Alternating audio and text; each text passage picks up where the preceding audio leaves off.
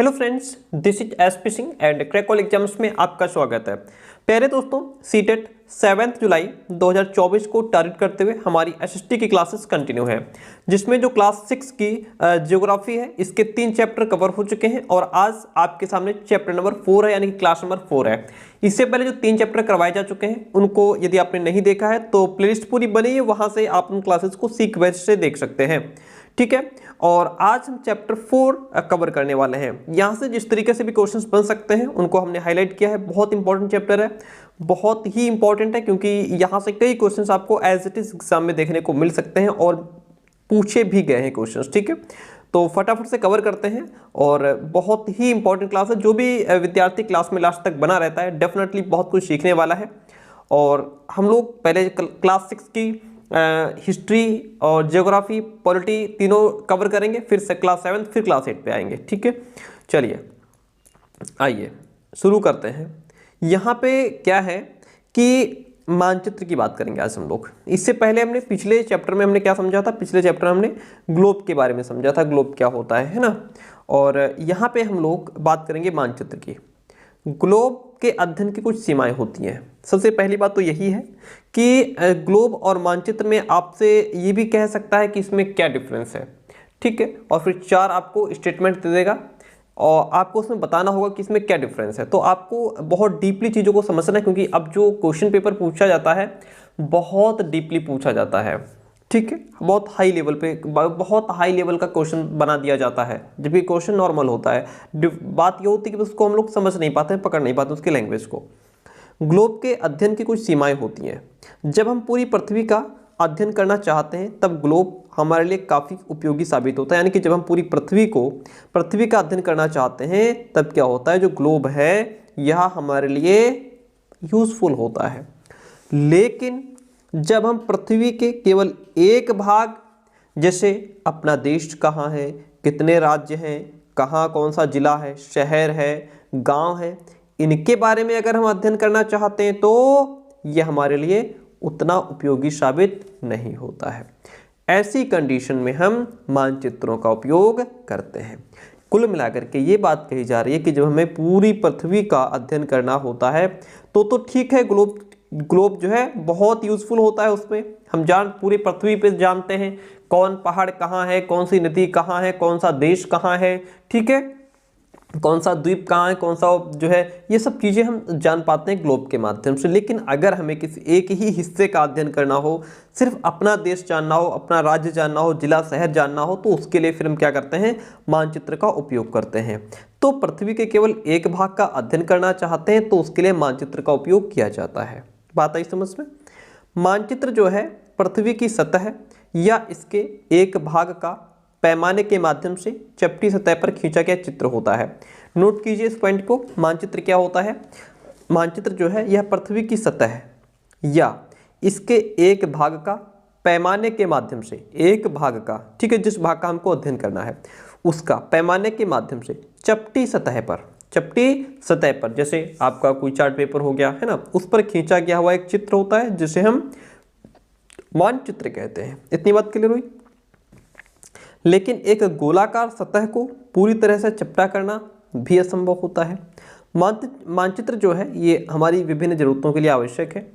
कुछ मानचित्र एक छोटे क्षेत्र को एवं कुछ तथ्यों को दर्शाता है। कुछ मानचित्र एक छोटे क्षेत्र को दर्शाते हैं, कुछ जो है वो केवल तथ्यों को दर्शाते हैं। दूसरे मानचित्र में एक बड़ी किताब की तरह भी तथ्य हो सकते हैं। ये इतना इंपॉर्टेंट नहीं है। यहाँ से देखिए, जब बहुत से मानचित्रों को एक साथ रख दिया जाता है तब एक एटलस बन जाता है। ठीक है, क्या होता है जब बहुत से मानचित्रों को एक साथ रख दिया जाता है तब क्या बनता है? ग्लोब बनता है, एटलस बनता है, या जो है कि इस तरीके से और भी 2-3 ऑप्शन दे देगा तो फिर क्या बनता है? तो एटलस बनता है। जब बहुत सारे मानचित्रों को एक साथ रख दिया जाता है तब एटलस बनता है। एटलस विभिन्न प्रकारों और अलग अलग पैमाने से खींची गई मापों पर डिपेंड होता है। विभिन्न प्रकार और अलग अलग पैमाने से जो खींची गई माप होती हैं ये उन पर आधारित होता है कि किस मानचित्र में किस दूरी को कितना लिया गया है, किस दूरी को किस बेस पे रखा गया है। अभी ये जो दूरी का यहाँ पे मसला है इसको हम आगे समझेंगे कि मानचित्र में दूरी को किस तरीके से नापा जाता है। मानचित्रों से एक ग्लोब की अपेक्षा हमें ज़्यादा जानकारी प्राप्त होती है। ध्यान दीजिए, क्वेश्चन आपसे पूछ लेगा ग्लोब से जानकारी ज़्यादा प्राप्त होती है या मानचित्र से, तो आप क्या बताएंगे? मानचित्र से हमें जो है ज़्यादा जानकारी प्राप्त हो जाती है एक ग्लोब की अपेक्षा। मानचित्र विभिन्न प्रकार के होते हैं, जैसे आपके सामने पहला है जैसे पहला है भौतिक मानचित्र। भौतिक मानचित्र क्या होता है? देखिए, पृथ्वी की प्राकृतिक आकृतियों जैसे पर्वतों, पठारों, मैदानों, नदियों, महासागरों इत्यादि को दर्शाने वाले मानचित्रों को भौतिक या उच्चावच मानचित्र कहा जाता है। इसको आप ऐसे ही हेडिंग डाल के इसको लिख लीजिए, as it is, same to same लिखिए, ठीक है। चलिए, तो ये होता है भौतिक मानचित्र, जहाँ जैसे जो पर्वत हैं, पठार हैं, मैदान हैं, नदियाँ हैं, महासागर हैं, इनको जिस मानचित्र में दर्शाया जाता है उनको हम भौतिक मानचित्र कहते हैं, या जो दूसरा नाम है उच्चावच मानचित्र, यह भी इसको कहा जाता है। इतनी बात क्लियर हुई। राजनीतिक मानचित्र की अगर बात की जाए, राज्यों, नगरों, शहरों और गांवों और विश्व के विभिन्न देशों व राज्यों तथा उनकी सीमाओं को दर्शाने वाले मानचित्र को राजनीतिक मानचित्र कहा जाता है। इसको भी सेम टू सेम उतार लीजिए। अब यहाँ पे आप समझ गए, भौतिक में जैसे पर्वत, पठार, मैदान, नदियाँ हो गई, महासागर, इनको यदि दर्शाया जा रहा है तो वो भौतिक मानचित्र हो गया। वहीं पे अगर राज्य हैं, नगर हैं, शहर हैं, गांव और विश्व के विभिन्न देश तथा राज्य और उनकी सीमाओं को दर्शाया जा रहा है कि कौन सा देश कहाँ पे उसकी सीमा है, कौन सा राज्य कहाँ पे उसका बॉर्डर है ना, इन सब चीज़ों को यदि विधिवत तरीके से दर्शाया गया है, दिखाया गया है, तो दैट इज कॉल्ड राजनीतिक मानचित्र। उसको हम राजनीतिक मानचित्र कहेंगे। इतनी बात क्लियर होती है, चीज़ें समझ में आती हैं? Very good. आगे बढ़ते हैं। और आप लोग ना तो लाइक करते हैं ना कमेंट करते हैं, आपकी इच्छा है, बाकी करना चाहिए। इससे हमको थोड़ा मोटिवेशन मिलता है, लगता है कि हाँ बच्चे पढ़ रहे हैं तो हम और मेहनत करें, ठीक है। थीमेटिक मानचित्र क्या होता है? थीमेटिक मानचित्र में क्या होता है, कुछ मानचित्र विशेष जानकारियाँ प्रदान करते हैं, कुछ ऐसे भी मानचित्र होते हैं जो विशेष जानकारियाँ प्राप्त करते हैं। अब जैसे ऊपर हम क्या पढ़ रहे थे कि जो हमारे जैसे जो अलग अलग प्रकार के मानचित्र हैं, थीमेटिक मानचित्र में हम अभी ऊपर पढ़ रहे हैं, जैसे ये थीमेटिक आपके सामने है ही, है ना। इससे ऊपर था हमारा राजनीतिक। राजनीतिक में क्या था, जहाँ पर्वत, पठार, मैदान, नदियाँ दिखाई जाएं, है ना, वो हमारा भौतिक मानचित्र होता है। और राजनीति में जैसे राज्यों, नगरों, शहरों, गाँवों और जैसे भी पूरे संसार के बहुत सारे देश हैं, उनकी जो सीमाएँ हैं उनको भी दिखाया जाता है, तो वो राजनीतिक मानचित्र हो जाता है। इसके बाद थीमेटिक आ जाता है। सड़क मानचित्र हो गया, वर्षा मानचित्र है, वन, उद्योगों आदि के वितरण दर्शाने वाले मानचित्र जो होते हैं, इस प्रकार के मानचित्र को थीमेटिक मानचित्र कहा जाता है। इसको तुरंत नोट कर लीजिए, बिल्कुल एज इट इज लिख लीजिए, ठीक है। इतनी बात क्लियर हो गई। मानचित्र के 3 घटक हैं प्यारे दोस्तों, दूरी, दिशा और प्रतीक, डिस्टेंस, डायरेक्शन एंड सिंबल। यहाँ से क्वेश्चन भी आपसे पूछ लेगा कि मानचित्र के कितने घटक हैं, तो मानचित्र के 3 घटक हैं। या फिर ये भी पूछ लेगा दूरी, दिशा, प्रतीक, ये किसके घटक हैं, ग्लोब के, मानचित्र के या एटलस के, किसके, तो ये मानचित्र के घटक हैं। इतनी बात क्लियर हो गई, वेरी गुड। आइए आगे बढ़ते हैं। अब हम समझते हैं यहाँ से दूरी को, किसको समझते हैं, दूरी को समझते हैं, डिस्टेंस को समझते हैं। देखिए, जहाँ से जो इंपॉर्टेंट लाइन बनेगी वो हम आपको बता देंगे, नोट कर लीजिए, बाकी पढ़ना जरूरी है। मानचित्र एक आरेखन होता है, मानचित्र एक आरेखन होता है जो कि पूरे विश्व या उसके एक भाग को छोटा करके कागज़ के एक पन्ने पर दिखाया जाता है कि यह जो है ये पूरा संसार है, या फिर उसका एक पार्ट है, या फिर किसी पर्टिकुलर देश को भी जो है कागज़ पर बना दिया जाता है, क्या, मानचित्र के माध्यम से। या फिर ये कह सकते हैं कि मानचित्र छोटे पैमाने पर खींचे जाते हैं। जो मानचित्र होते हैं वो छोटे पैमाने पर खींचे जाते हैं, लेकिन इसे इतनी सावधानी से छोटा किया जाता है ताकि स्थानों के बीच की जो दूरी है वो वास्तविक रहे, यानी कि ठीक उतनी ही दूरी रहे जितनी एक देश की दूरी दूसरे देश से है, वो उसमें मानचित्र में उतनी ही दिखाई जानी चाहिए। अगर हम उसको जो है नापने बैठ जाएं तो हम उसको नाप लें कि हाँ इसकी दूरी इतनी है, इसकी दूरी इतनी है, ये इतनी दूरी पे है, ये सब चीज़ें क्लियर होनी चाहिए। वो कैसे होगा सर, ये कैसे माप पाएंगे? जिसकी दूरी 500 किलोमीटर है तो क्या मानचित्र में 500 किलोमीटर आ जाएगा? नहीं आएगा, कभी नहीं आएगा। इसको कैसे मापेंगे, हम कैसे जानेंगे कि यही वास्तविक दूरी है? आइए समझते हैं। ये तभी संभव हो सकता है जब कागज पर एक छोटी दूरी स्थल की बड़ी दूरी को व्यक्त करती हो। एक छोटी दूरी 2 सेंटीमीटर की दूरी है ना, जो है 20 सेंटीमीटर की दूरी, छोटी दूरी स्थल की बड़ी दूरी को प्रेजेंट करती हो। इसलिए इस उद्देश्य के लिए एक पैमाना चुना जाता है। पैमाना, ठीक है। स्थल पर वास्तविक दूरी और मानचित्र पर दिखाई गई दूरी के बीच का एक अनुपात होता है। कैसे होता है? उदाहरण के तौर पर नीचे लिखा है, यानी कि जो एक्चुअल में जो डिस्टेंस है, जो सही में मान लीजिए कहीं पर अगर 500 किलोमीटर की दूरी है तो वो आप बिल्कुल सटीक नाप सकते हैं मैप पे, लेकिन उसके लिए आपको समझना होगा कैसे हम माप सकते हैं। ऐसे माप सकते हैं, देखिए उदाहरण के तौर पर आपके विद्यालय एवं आपके घर की बीच की दूरी अगर 10 किलोमीटर है, जिसे मानचित्र पर 2 सेंटीमीटर की दूरी से व्यक्त किया गया है। इसका मतलब ये है कि मानचित्र का 1 सेंटीमीटर स्थल के 5 किलोमीटर को दर्शाएगा, ठीक है। ये जो पैमाना होता है, ये जो दूरियां होती हैं वो फिक्स होती हैं कि कितनी दूरी कितने किलोमीटर को प्रेजेंट कर रही है, दर्शा रही है। अब अगर आपकी जो दूरी है 10 किलोमीटर, वो हमें मैप पे दिखानी है, तो उसको हम क्या करेंगे, उसको हम 1 सेंटीमीटर जो है वो 5 किलोमीटर के बराबर मान के चलेंगे कि अगर मैप में 1 सेंटीमीटर है इसका मतलब 5 किलोमीटर ये हो गया, अगर 2 सेंटीमीटर है इसका मतलब 10 किलोमीटर दूरी है यहाँ से, ठीक है। विद्यालय और घर के बीच की दूरी 10 किलोमीटर है यदि उसमें 2 सेंटीमीटर माप आ रही है। इसी तरीके से जो है कि आगे भी इसको मापा जाता है, अभी और समझेंगे। इस प्रकार पैमाना किसी भी मानचित्र के लिए बहुत इंपॉर्टेंट होता है। भाई अगर ये पैमाना ही तो है तो जो हमें एक्चुअल डिस्टेंस बताएगा। अगर आपको पैमाने की जानकारी है तो आप मानचित्र पर दिए गए किसी भी 2 स्थानों के बीच की दूरी का पता लगा सकते हैं। देखिएगा, जब बड़े क्षेत्र वाले भागों जैसे महाद्वीपों या देशों को कागज़ पर दिखाना होता है तब हम लोग छोटे पैमाने का उपयोग करते हैं। ध्यान दीजिए, नोट कीजिए, ठीक है। जब बड़े क्षेत्रफल वाले भागों जैसे कि महाद्वीप हो गया या कोई देश हो गया, कंट्री है कोई, उसको अगर कागज़ पर दिखाना है तो हम क्या करते हैं, छोटे पैमाने का उपयोग करते हैं। जैसे मानचित्र पर 5 सेंटीमीटर 500 किलोमीटर के बराबर माना जाता है, ठीक है। अगर दूरी 5 सेंटीमीटर है इसका मतलब कि इन दोनों के बीच की दूरी 500 किलोमीटर होगी। इसको छोटे पैमाने वाला मानचित्र कहा जाता है, ठीक है। इतनी बात क्लियर हो गई, आगे बढ़ते हैं। जब एक छोटे क्षेत्रफल वाले भाग जैसे आपके गांव या शहर को कागज़ पर दिखाना होता है तब हम बड़े पैमाने का उपयोग करते हैं। ध्यान दीजिए, जब बड़े क्षेत्रफल वाले भाग को दिखाना हो तो छोटे पैमाने का यूज होता है, और जब छोटे क्षेत्रफल वाले भाग को दिखाना हो तब बड़े पैमाने का उपयोग होता है। दोनों में बिल्कुल अपोजिट है। बड़ा क्षेत्रफल दिखा रहे हो छोटा पैमाना लगेगा, छोटा क्षेत्रफल दिखा रहे हो बड़ा पैमाना लगेगा। इतनी बात क्लियर।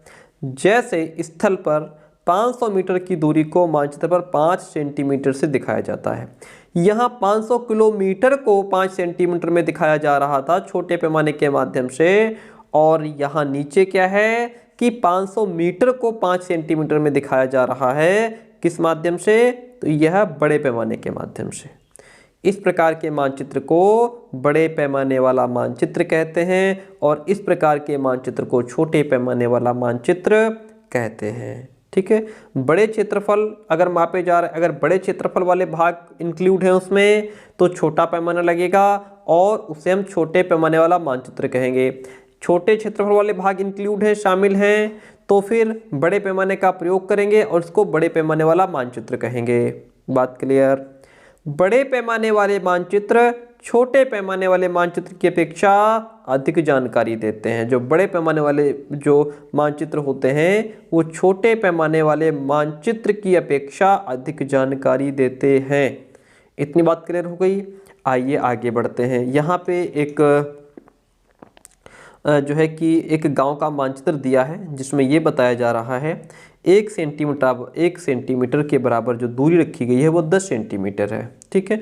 अगर कोई कोई डायरेक्शन यहाँ पे 1 सेंटीमीटर है तो हम मानेंगे कि वो 10 मीटर है। यदि 2 सेंटीमीटर दूरी है तो हम समझेंगे यहाँ पे 20 मीटर है।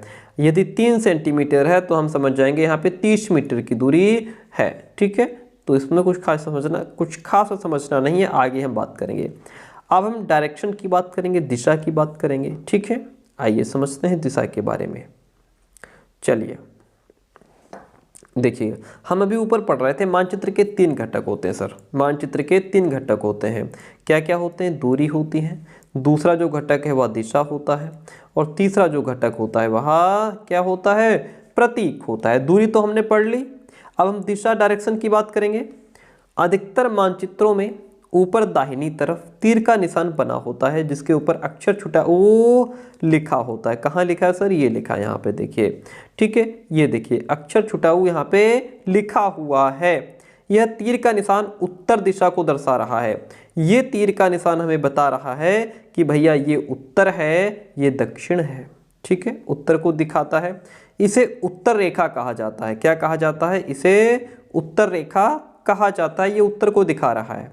जब आप उत्तर के बारे में जानते हैं तब आप दूसरी दिशाओं जैसे पूर्व, पश्चिम और दक्षिण के बारे में पता लगा सकते हैं कि भैया जो है ये उत्तर है तो फिर ये दक्षिण हो जाएगा, ये पूरब है तो ये पश्चिम हो जाएगा। हमने चारों डायरेक्शन का पता इसमें लगा लिया है।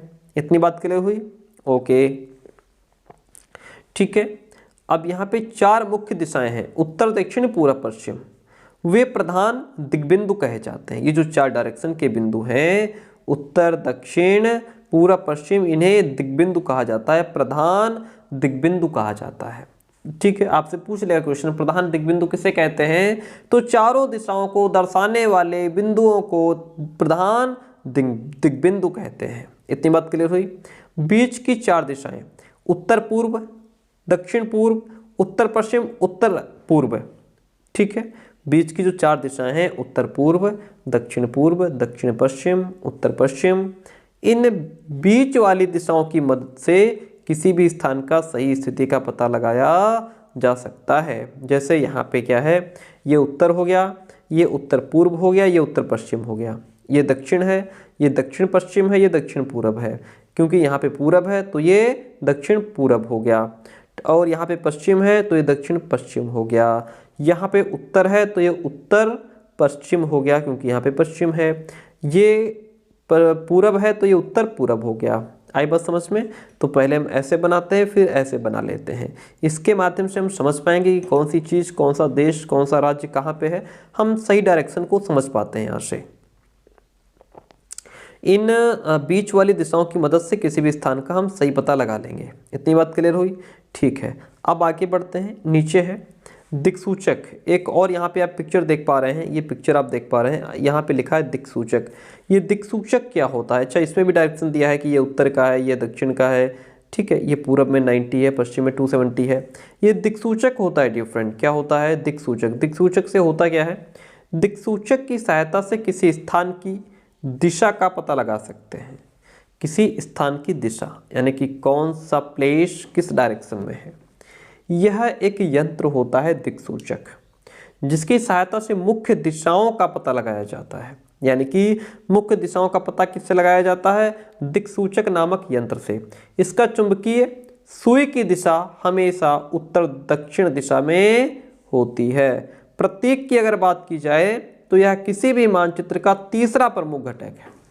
पहला कौन है? दूरी, दूसरा कौन है? दिशा, और तीसरा घटक प्रतीक यानी कि सिंबल हो जाएगा।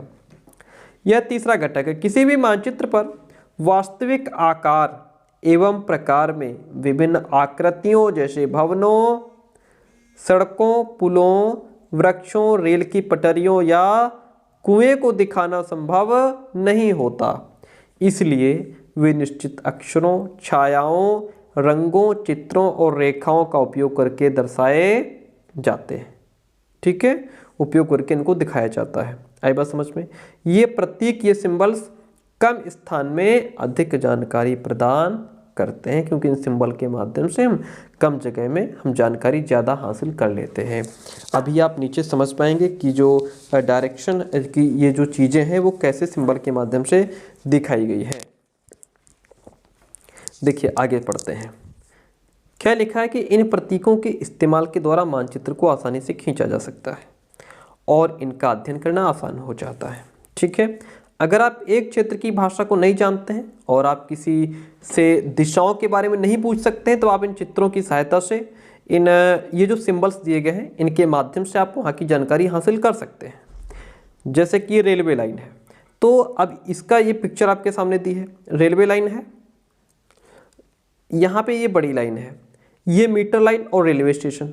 बड़ी लाइन का मतलब ये हो गया बड़ी लाइन, ठीक है।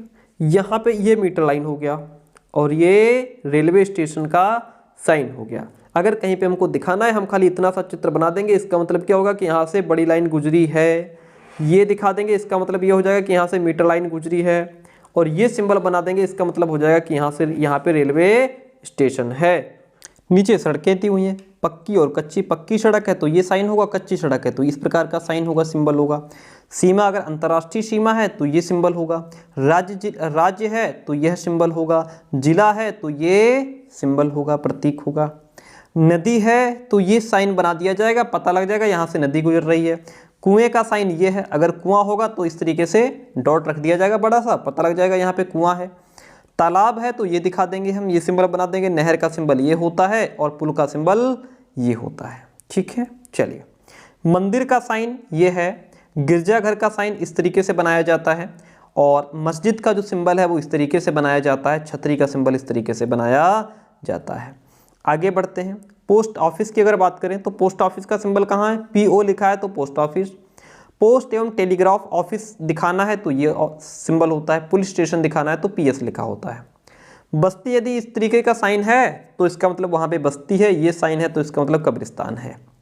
अगर आगे पेड़ हैं तो इस तरीके का साइन बना दिया जाएगा, घास है तो इस तरीके का साइन बना दिया जाएगा। ये सभी सिंबल्स हैं जो मानचित्र पर आपको देखने को मिल जाएंगे, ठीक है। तो इस तरीके से मानचित्रों की एक विश्वव्यापी भाषा होती है जिसे सभी आसानी से समझ सकते हैं, पूरे विश्व के लोग समझ सकते हैं कि हाँ ये जो साइन है इस चीज़ को इंडिकेट कर रहा है, क्योंकि पूरे विश्व में यही सिंबल चलते हैं। ऐसा नहीं कि भारत के सिंबल अलग हैं, दूसरी कंट्री के सिंबल अलग हैं, नहीं। मानचित्र जो होता है उस पर सभी सिंबल कॉमन होते हैं, सभी देशों की उस पर सहमति होती है। इन प्रतीकों के उपयोग के संबंध में एक अंतर्राष्ट्रीय सहमति होती है, ये रूढ़ प्रतीक कहे जाते हैं। अब आपके सामने यहाँ पे एक चित्र दिया हुआ है जो क्या है कि सुदूरपुर गांव और इसके आसपास का क्षेत्र है। यहाँ पे हमें ये बताना है इन सिंबल्स के माध्यम से, जो हम पीछे पढ़ रहे थे, इन सिंबल्स के माध्यम से हम यहाँ पे बताना है कि कहाँ पे कौन सी चीज़ है। जैसे ये वाला साइन किसका है? अभी हमने पीछे पढ़ा साइन, आप देख पा रहे थे सबसे बड़ा ये क्या है? ये बड़ी लाइन का सिंबल है। ये क्या है सर? ये मीटर लाइन है यहाँ पे, है ना। और ये क्या है? ये बस्ती है। ये क्या है? ये बस्ती है। ये पेड़ हैं। अच्छा, ये किसका सिंबल है? ये वाला दिमाग लगाओ भाई, किसका सिंबल है? यहाँ पे ये छतरी का सिंबल है, ठीक है, जो अभी पीछे बताया गया था। और ये किसका सिंबल है? ये जो सिंबल है हमारा वह मंदिर का सिंबल है, कि यहाँ पे जो है वो क्या है? मंदिर है, ठीक है। आगे बढ़िए, ये क्या है? ये किसका सिंबल है? ये कब्रिस्तान का सिंबल है, अभी हमने पीछे पढ़ा। और ये किसका सिंबल है? ये है आपके क्या कहते हैं, सो गिरजाघर का सिंबल है। PTO का मतलब क्या है? पोस्ट एवं टेलीग्राफ ऑफिस हो जाएगा। PS का मतलब पुलिस स्टेशन यहाँ पे है। ये सारे सिंबल्स आप हालांकि याद रखिएगा, काम आएंगे, ठीक है। एग्जाम में नहीं आपको पूछेगा जहाँ तक है कि ये किसका सिंबल है। ये क्या है? ये किसका सिंबल है? ये है आपका मस्जिद का सिंबल। आगे बढ़िए, यहाँ से देखिएगा। तो अब बात करेंगे यहाँ से हम रेखा चित्र की। रेखा चित्र क्या होता है, क्योंकि यहाँ से कुछ खास यहाँ इसमें पढ़ने को है नहीं। रेखा चित्र समझिए। रेखा चित्र एक आरेखन होता है जो पैमाने पर आधारित होता है, ना कि याददाश्त और स्थानीय प्रेक्षण के आधार पर होता है। कभी कभी किसी क्षेत्र के एक कच्चे आरेखन की आवश्यकता वहाँ के एक स्थान को दूसरे स्थान के सापेक्ष दिखाने के लिए होती है। मान लीजिए कि आप अपने मित्र के घर जाना चाहते हैं, लेकिन आपको रास्ते की जानकारी नहीं है। आपका मित्र अपने घर के रास्ते को बताने के लिए कच्चा आरेखन बना सकता है कि भैया देखो ये तुम, अच्छा हम लोग बना नहीं देते हैं, है ना। एक्चुअली अगर किसी को समझाना हो तो हम उसको ऐसे ही बताने लगते हैं कि देखो ये रास्ता है, तुम इससे इधर जाओगे, इधर चले जाओगे। अच्छा, ये जो है यहाँ पे एक हॉस्पिटल मिलेगा तुमको, ये लिखा होगा, यहाँ जाओगे यहाँ पुलिस चौकी मिल जाएगी तुमको, फिर तुम आगे चले जाना, ये रास्ता फिर इधर को मुड़ा है, इधर थोड़ा सा तुमको यहाँ पे ये जंगल देखने को मिलेगा, तुम इससे, ये क्या है, हम ऐसे बना देते हैं ना। और फिर वो इसी के सारे चला भी जाता है। इस प्रकार कच्चे आरेख को बिना पैमाने की सहायता से खींचा जाता है, इसे हम रेखा चित्र मानचित्र कहते हैं। क्या कहते हैं सर? रेखा चित्र मानचित्र। आइए क्लास एंड पे है बिल्कुल। खाका क्या होता है? एक छोटे क्षेत्र का बड़े पैमाने पर खींचा गया रेखा चित्र खाका कहा जाता है। एक छोटे क्षेत्र का बड़े पैमाने पर खींचा गया रेखा चित्र खाका कहलाता है। नोट कर लीजिए, लिख लीजिए, पूछ लेगा खाका क्या होता है। एक बड़े पैमाने वाले मानचित्र से हमें बहुत सी जानकारियां प्राप्त होती हैं, लेकिन कुछ ऐसी चीज़ें होती हैं जिन्हें हम कभी कभी जानना चाहते हैं। ऐसी जैसे किसी कमरे की लंबाई हो गई, चौड़ाई हो गई, जिसे मानचित्र में नहीं दिखाया जा सकता। उस समय हम लोग बड़े पैमाने वाले एक रेखाचित्र खींच सकते हैं, जिसे हम खाका नाम दिया गया है जिसे। ठीक है, तो इस तरीके से हमारा ये जो चैप्टर है वो कवर होता है। यदि पसंद आया है तो प्लीज़ वीडियो को लाइक, चैनल को सब्सक्राइब कीजिए, अपने दोस्तों को शेयर कीजिए, और नेक्स्ट क्लास आपको मिलेगी जल्दी ही।